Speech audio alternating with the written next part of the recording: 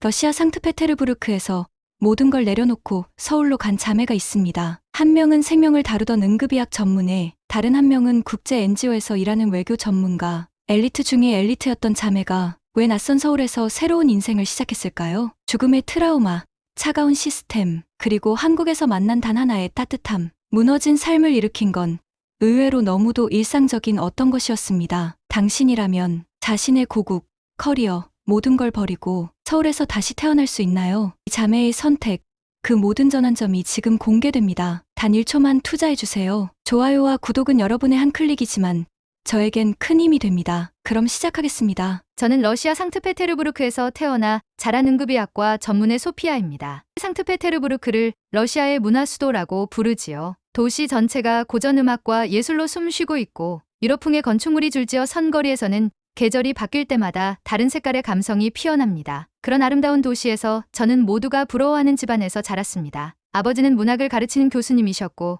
어머니는 철학과 교수님이셨습니다. 저와 제 여동생 알리사도 그 영향 속에서 학문과 예절을 중요시하며 성장했습니다. 저는 러시아 국립대학에서 의학을 전공하고 상트페테르부르크 시내의 대표적인 국립병원 응급의학과에서 일했습니다. 여동생 알리사는 국제 NGO에서 활동하며 외교와 언론 분야에서 이름을 알리고 있었고요. 누가 보더라도 엘리트 자매라는 말을 아깝지 않게 들을 정도였습니다. 어릴 때부터 정해진 레일 위를 묵묵히 따라갔고 주어진 기대에 부응하기 위해 늘 최선을 다해왔습니다. 하지만 어느 순간부터 저는 그 삶이 마치 유리 안에서 숨 쉬는 것처럼 느껴지기 시작했습니다. 응급실이라는 곳은 참 모든 감정을 빨아들이는 블랙홀 같았습니다. 처음엔 사람을 살릴 수 있다는 사명감으로 버틸 수 있었지만 점점 그 사명감은 무기력함으로 바뀌어갔습니다. 환자가 죽는 것도, 그 가족들이 통곡하는 모습도, 심지어 의사들이 무력하게 바라보는 모습조차 익숙해졌습니다. 어느 날은 스스로에게 물었습니다. 나는 지금 무엇을 위해 살고 있을까? 결정적인 날이 있었습니다. 12월의 어느 날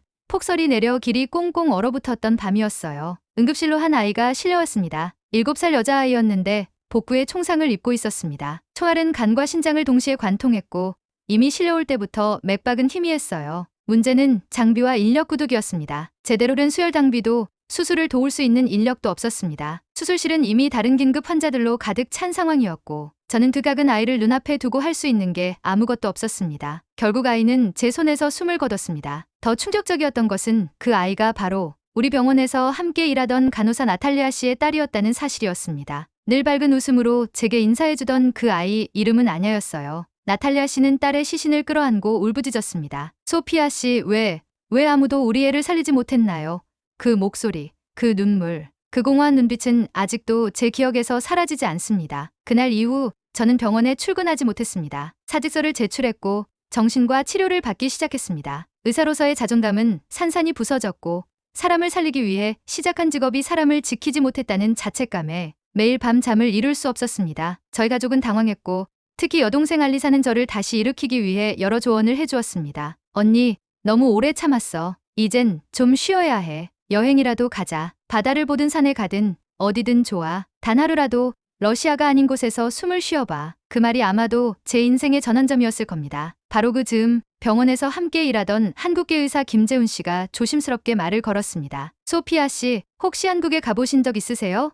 저는 고개를 저었습니다. 사실 잘 몰라요. 드라마나 김치, 케이팝 같은 건 익히 들었지만 여행지로도 생각해 본 적 없네요. 그러자 그는 미소를 지으며 말했습니다. 제가 아는 서울의 국제병원에서 외국인 코디네이터 자리를 구하고 있어요. 의사 경력이 있는 분이면 정말 환영받을 거예요. 몇 달만 다녀오시는 것도 좋을 거예요. 잠깐의 거리 두기가 삶을 새롭게 보게 해줄 수 있어요. 그 제안이 제 마음에 박혔습니다. 처음엔 주저했습니다. 모든 걸 버리고 낯선 나라로 떠나는 것이 맞는 선택일지 혹은 단지 도피일지 확신이 없었습니다. 하지만 더는 이대로 살 수 없다는 생각이 확실해졌습니다. 저는 다시 살고 싶었습니다. 제대로 된 호흡을 하고 싶었습니다. 그래서 결국 서울행 비행기 티켓을 끊었습니다. 몇 달이면 돼. 그냥 숨 좀 쉬고 돌아오자. 그렇게 생각했어요. 하지만 몰랐습니다. 그 여정이 저의 인생을 완전히 바꿔놓을 거라는 걸요. 러시아의 혹독한 겨울을 뒤로하고 서울이라는 낯선 도시로 향한 그 한 걸음이 결국 제 인생 전체의 계절을 바꾸게 되리라는 사실을요. 비행기 출발 전날 밤,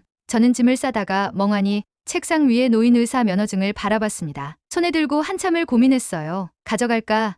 아니면 여기에 두고 갈까? 결국 저는 그것을 조심스럽게 가방 안에 넣었습니다. 아직 버릴 수는 없었거든요. 제 손으로 살릴 수 있는 생명이 있다면 언젠가 다시 마주하게 될 그날을 위해서요. 공항으로 향하는 택시 안에서 창밖으로 지나가는 도시의 풍경을 바라보며 생각했습니다. 이 도시에서 태어나 자랐지만 이제는 낯설기만 하다. 제 마음속에선 이미 새로운 시작이 조용히 움트고 있었습니다. 서울에 도착한 날, 제 첫 느낌은 너무 조용하다는 것이었습니다. 인천공항에 내리자마자 깔끔하고 질서정연한 분위기에 적잖이 놀랐습니다. 러시아의 공항에서 종종 겪던 무질서와 무표정한 얼굴들 대신 서울의 공항에서는 부드러운 목소리로 길을 안내해주는 직원들, 곳곳에서 들리는 정돈된 안내 방송, 그리고 한 줄로 질서 있게 서 있는 승객들이 있었습니다. 공항버스를 타고 서울 시내로 들어가는 동안 창밖을 바라보며 생각했습니다. 이 도시는 분명 뭔가 다르다. 차들이 제멋대로 끼어들지도 않고 보행자들이 무단횡단을 하지 않는다는 사실조차 신기하게 느껴졌습니다. 제가 처음 머물게 된 곳은 서울 강남의 한 외국인 전용 게스트하우스였습니다. 병원에서 제공해준 숙소였죠. 작은 방이었지만 정돈된 구조와 청결한 환경이 무척 인상적이었습니다. 다음 날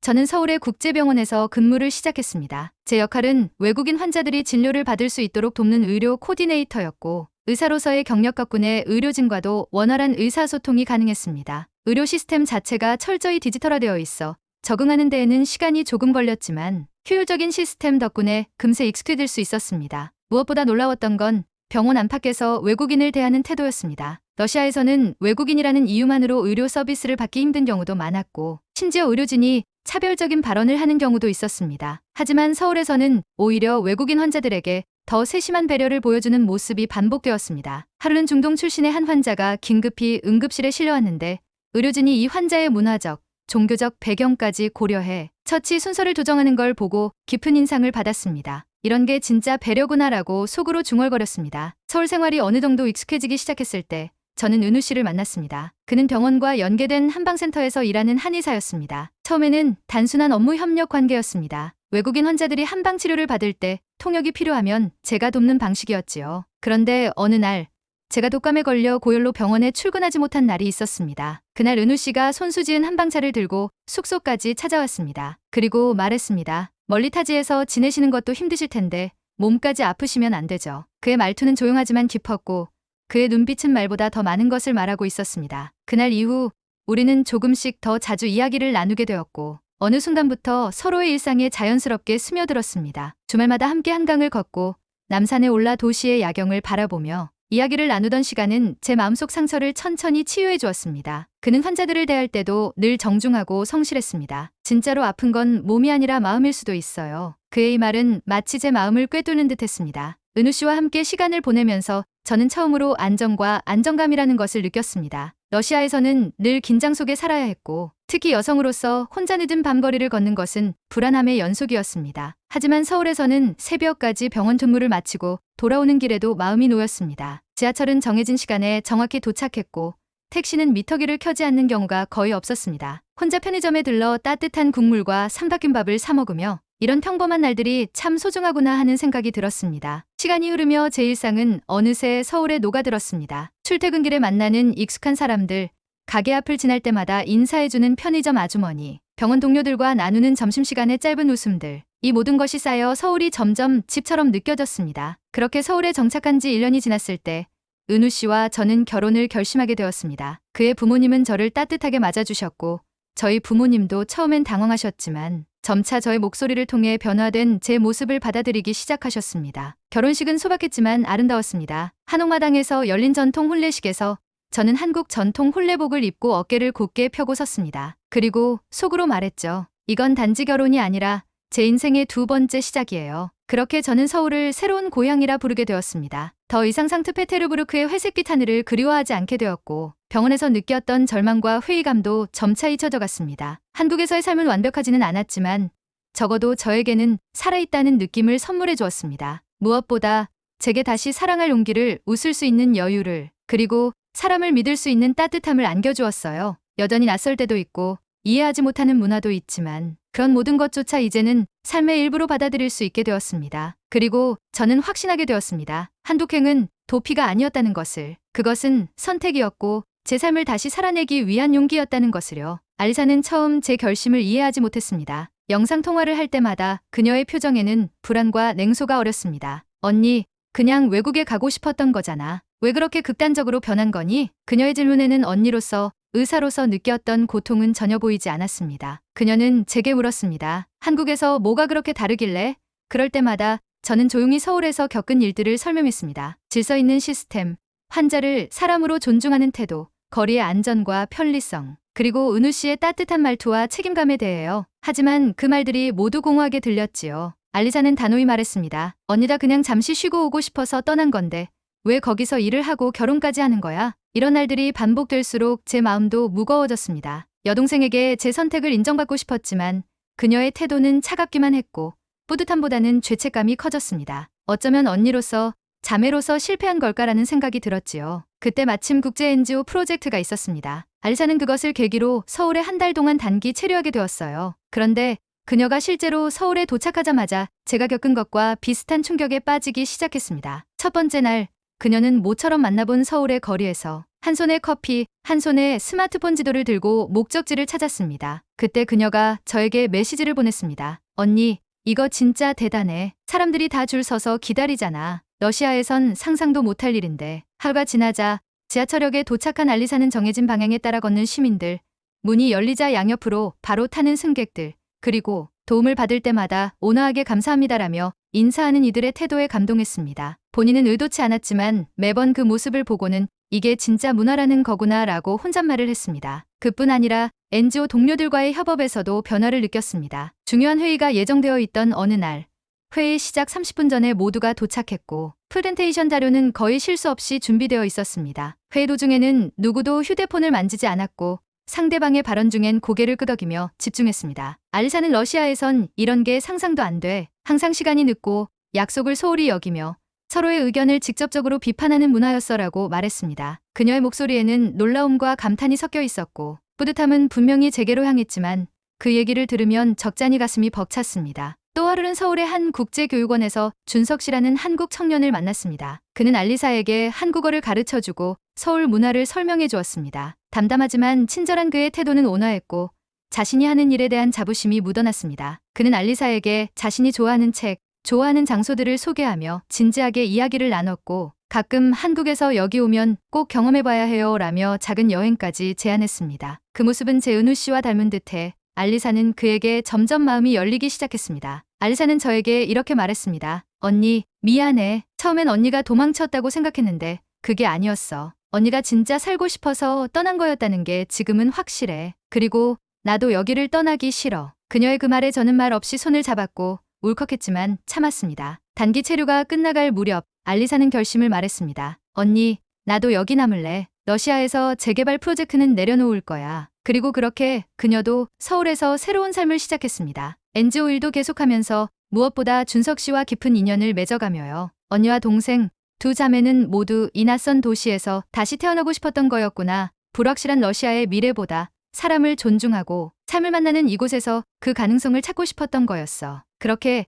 제 여행은 다른 사람의 이야기로 확장되었고 그 이야기는 결국 현실이 되었습니다. 알리사가 서울 생활에 적응해가면서 그녀의 말투와 표정에도 조금씩 변화가 생겼습니다. 예전엔 늘 냉정하고 직선적이던 그녀가 어느 순간부터 따뜻한 말로 제 감정을 먼저 헤아려주기 시작했어요. 하루는 제가 병원 일로 피곤하다는 메시지를 보냈더니 그녀가 반찬 몇 가지를 손수 만들어 저희 집에 들고 왔습니다. 언니, 한국에선 이게 가족이래. 말은 쿨하게 했지만 그녀가 만든 미역국과 불고기를 먹으며 저는 눈물이 핑 돌았습니다. 서로 멀게만 느껴졌던 시간이 거짓말처럼 사라졌고 그 다리엔 진심으로 다시 연결된 자매의 따뜻함이 자리 잡고 있었습니다. 서울의 봄은 어느새 그렇게 다가와 있었습니다. 벚꽃이 만개한 한강변을 따라 걷는 날이 많아졌고 저와 알리사는 주말이면 종종 함께 자전거를 타기도 했습니다. 한때 우리가 러시아에서 공유하던 삶은 차가운 유리창 너머의 기억처럼 멀게 느껴졌습니다. 서로에게 질문 하나조차 조심스럽게 던지던 시절이 있었는데 이제는 숨결 같은 존재가 되어 언제든 기대고 이야기할 수 있는 사이가 된 겁니다. 어느 날 밤 한강 벤치에 나란히 앉아 도란도란 이야기를 나누던 중이었습니다. 강물 위에 비친 도심의 불빛이 반짝이고 마주 앉은 두 자매는 서로의 눈을 바라봤습니다. 그때 알리사가 조용히 말했습니다. 언니, 우린 진짜 다시 태어난 것 같아. 이곳이 진짜 우리 집 같아. 그 말을 들은 순간 저는 왠지 모르게 울컥했습니다. 그간 참아왔던 감정들이 목까지 차올랐지만 꾹 참고 고개만 끄덕였습니다. 알리사는 결국 서울에서의 정착을 선택했고 그녀가 활동하던 국제 NGO 역시 한국에 지부를 두기로 하면서 그녀의 직무도 자연스럽게 연장되었습니다. 준석 씨와의 관계도 진지해졌고 두 사람은 양가 부모님을 초대해 조촐한 상견례를 가지기도 했습니다. 그리고 그 자리에서 알리사가 아버지께 말했습니다. 아빠, 저 여기에서 평생 살아보고 싶어요. 러시아도 좋지만 여기가 저를 사람답게 살게 해줘요. 저희 부모님은 처음엔 당황하셨지만 시간이 지나면서 서서히 마음을 열기 시작하셨습니다. 어머니는 어느 날 전화로 이렇게 말하셨습니다. 요즘 한국 드라마 자주 봐. 너희가 왜 그렇게 한국을 좋아하게 됐는지 조금은 알겠더라. 아버지는 은퇴 후 한국을 직접 방문하시기도 했습니다. 서울의 병원 시스템,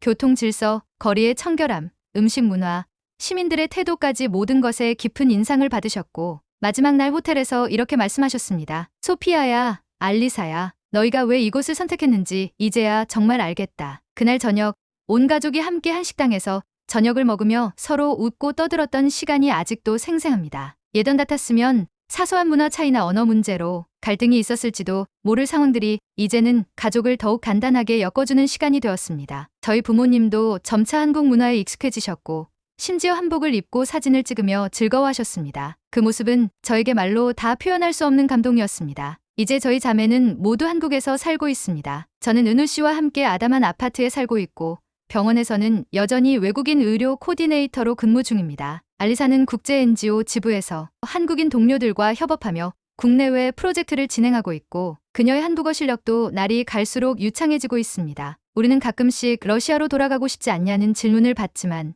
그럴 때마다 서로를 보며 웃습니다. 돌아간다는 건 단지 공간의 이동만을 의미하지 않는다는 걸 우리는 잘 알게 되었거든요. 이제 우리가 사는 곳, 우리가 숨 쉬는 이 공간은 단지 타국이 아닌 진짜 삶이 있는 곳입니다. 무엇보다도 감사한 건 한국에서 만난 사람들입니다. 은우 씨, 준석 씨, 병원 동료들, NGO 동료들, 그리고 주변의 많은 분들이 우리를 외국인으로만 보지 않고 같은 인간으로, 같은 이웃으로 대해주셨습니다. 처음엔 낯설고 두려웠던 이 도시가 지금은 우리가 웃고 사랑하고 꿈꾸는 공간이 되었다는 것이 기적처럼 느껴집니다. 사람들은 때때로 저희를 보고 용감하다고 말합니다. 러시아의 명문가 출신, 안정된 커리어를 두고 전혀 다른 문화를 가진 나라에서 다시 시작한 걸 놀랍다고 하지요. 하지만 저희는 단지 살고 싶었을 뿐입니다. 의미 있게, 그리고 인간답게 그 간절함이 저희를 이끌었고 한국이라는 나라가 그 손을 잡아주었습니다. 지금 이 순간에도 저희는 여전히 성장하고 있습니다. 서로를 존중하며 더 나은 삶을 꿈꾸며 매일 아침 새로운 하루를 살아가고 있습니다. 서울의 거리는 여전히 분주하지만 그 속에서도 저희는 여유를 느낍니다. 자매로서, 동반자로서 이 도시에서 또 하나의 이야기를 써내려가고 있는 거죠. 혹시 이 글을 읽으시는 분들 중 인생의 길목에서 방황하고 계신 분이 있다면 저는 감히 말씀드리고 싶습니다. 인생은 언제든 다시 시작할 수 있다고요. 때론 그 시작이 아주 먼 곳에서 전혀 예상치 못한 곳에서 시작될지도 모릅니다. 저희처럼요. 여러분은 소피아의 선택 어떻게 생각하시나요? 죽음을 경험한 의사가 한국에서 다시 삶을 시작한 이 이야기. 당신이라면 그처럼 모든 걸 내려놓고 떠날 수 있었을까요? 이 이야기처럼 세상을 바꾼 선택이 궁금하시다면 지금 구독과 좋아요 부탁드립니다. 여러분의 클릭이 다음 놀라운 이야기를 만드는 큰 힘이 됩니다. 감사합니다. 여러분의 K 감동탐험입니다.